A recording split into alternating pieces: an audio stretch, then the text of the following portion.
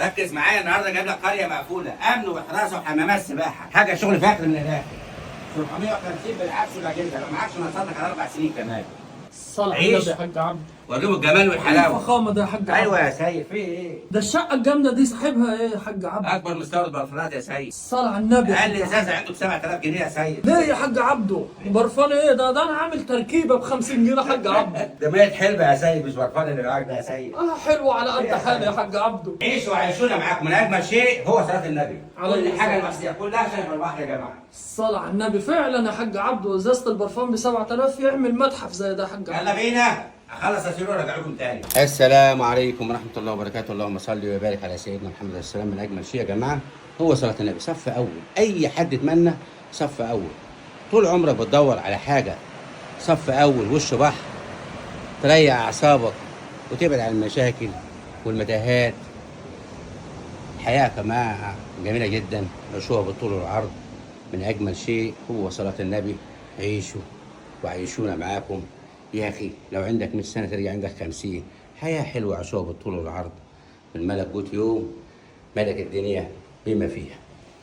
تسعى تستثمر وتحافظ على قيمه فلوسها كمان. السلام عليكم ورحمه الله وبركاته. يا سلام، صوت هوا رباني كده. صف اول يا جماعه، ناصيه كل اللي هو شايف البحر. عيشوا وعيشونا معاكم.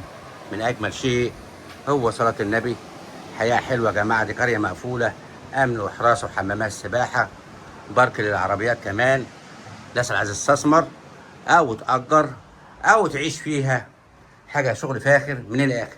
يا اخي بعدنا عن الضغط، الزحمه والعربيات، حاجه رايقه كده.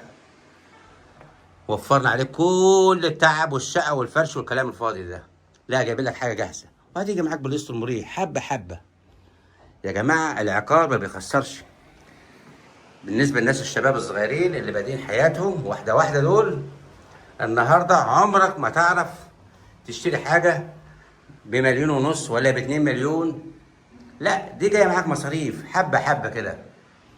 هتيجي معاك بالقسط المريح. يا اخي انت لو اجرتها هتلم ثمنها في خلال 3 سنين ولا 4 سنين. عيشوا وعيشونا معاكم. الحياه حلوه يا جماعه، كلها كشف البحر. حتى كمان السفره، قاعد على السفره كده وجايب البسين بتاع القريه. اللهم صل وبارك على سيدنا محمد عليه السلام. من اجمل شيء هو صلاه النبي. عيشوا وعيشونا معاكم. مع عقار عجمي مفيش مستحيل. لا تدور ولا تحتار، تعال عندي واختار. اشوفكم على خير في فيديو جديد. تحياتي محمد عبده، والسلام عليكم ورحمه الله وبركاته. انتظرونا كل يوم في جديد ان شاء الله.